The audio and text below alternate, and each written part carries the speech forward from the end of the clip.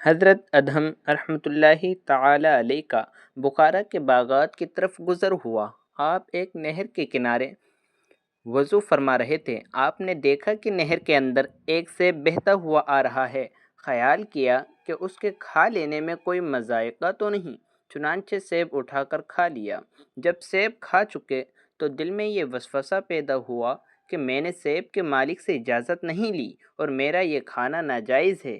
اس خیال سے باغ کے مالک کے پاس گئے تاکہ اس کی اجازت سے حلال و مباح ہو جائے۔ چنانچہ باغ کے دروازے پر دستک دی جہاں سے یہ سیب آیا تھا۔ آواز سن کر ایک لڑکی باہر آئی۔ آپ نے اس سے کہا کہ میں باغ کے مالک سے ملنا چاہتا ہوں، اسے بھیج دیجیے۔ اس نے عرض کیا کہ وہ عورت ہیں۔ آپ نے فرمایا کہ اچھا، اس سے پوچھو کہ میں حاضر ہو جاؤں۔ چنانچہ اجازت مل گئی اور آپ اس خاتون کے پاس تشریف لے گئے اور سارا واقعہ اس کو سنایا۔ عورت نے جواب دیا کہ باغ کا نصف حصہ میرا ہے اور نصف سلطان کا ہے۔ میں نے اپنے حصے کا سیف معاف کر دیا اور سلطان یہاں نہیں ہیں، بلخ تشریف لے گئے ہیں جو بخارا سے 10 دن کے سفر پر ہے۔ چنانچہ آپ دوسرے نصف حصے کو معاف کروانے کے لیے بلخ تشریف لے گئے۔ جب وہاں پہنچے تو بادشاہ کی سواری جلوس کے ساتھ جا رہی تھی۔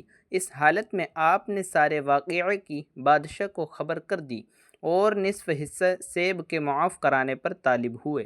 بادشاہ نے فرمایا اس وقت تو میں کچھ نہیں کہتا، کل میرے پاس تشریف لے آئیں، میں اس وقت کچھ کروں گا۔ بادشاہ کی ایک نہایت ہی خوبصورت، حسین و جمیل بیٹی تھی اور بہت سے شہزادوں کی طرف سے پیغام نکاح اس کے لیے آ چکے تھے، لیکن اس شہزادی کا باپ یعنی بادشاہ انکار کر دیتا تھا، کیونکہ بیٹی عبادت گزار اور نیکوکار کو بہت پسند کرتی تھی۔ اس لیے اس کی خواہش تھی کہ دنیا کی کسی مشہور زاہد سے اس کا نکاح ہو۔ جب بادشاہ محل میں آیا تو اپنی لڑکی سے ادہم کا سارا واقعہ پیش کیا اور کہا کہ میں نے ایسا شخص نہیں دیکھا کہ صرف نصف سیب حلال کرانے کے لیے بخارا سے یہاں بلخ آیا ہے۔ جب لڑکی نے یہ کیفیت سنی تو نکاح منظور کر لیا۔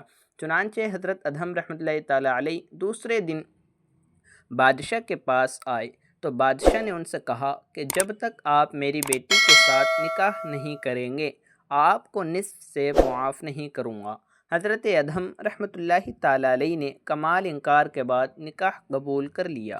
چنانچہ بادشاہ نے اپنی بیٹی کا نکاح حضرت ادہم رحمۃ اللہ تعالی علیہ سے کرا دیا۔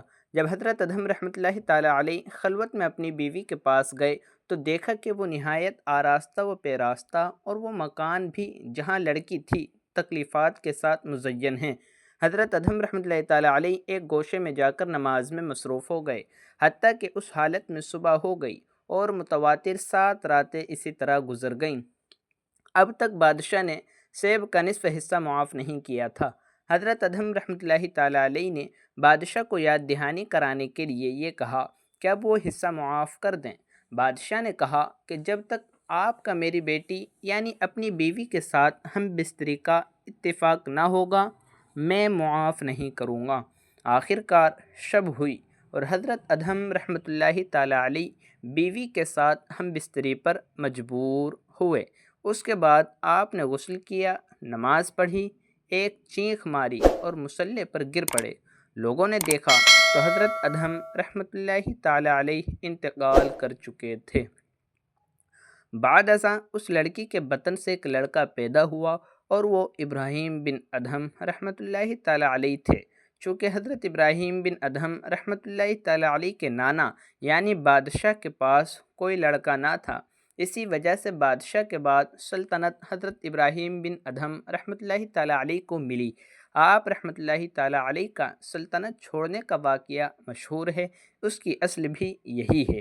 حضرت ادہم نے ایک سیب ناحق کھانا پسند نہیں کیا، حالانکہ وہ ناحق بھی نہیں تھا، اور آج کل ہم ہر ناجائز کام کرتے ہیں اور ہر ایک کا حق مارتے ہیں۔